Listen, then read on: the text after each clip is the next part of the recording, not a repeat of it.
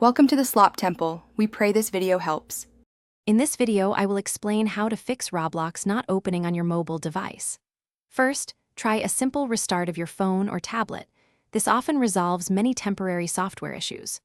Also, verify that your internet connection is stable and robust, perhaps by trying a different Wi-Fi network or switching to mobile data. Making sure your device's operating system is up to date, like iOS 17 or Android 14, can also prevent compatibility problems with the app.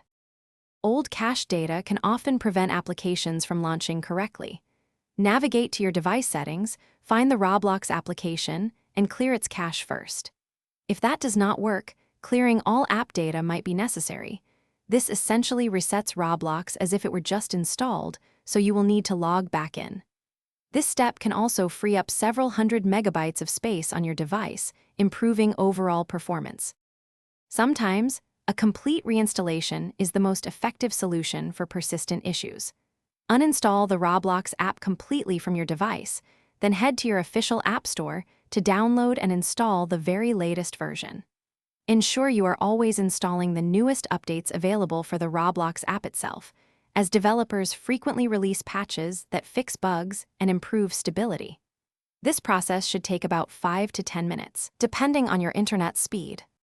Your device's available storage space is crucial. Roblox needs at least 1 gigabyte free to operate smoothly, so check your storage. A weak or unstable internet connection, for example, less than 5 megabits per second, can also prevent the app from opening, so test your speed. Furthermore, if you are using a virtual private network or proxy server, try temporarily disabling it, as these can sometimes block Roblox's communication with its servers. Thanks for watching. Consider subscribing if we helped you.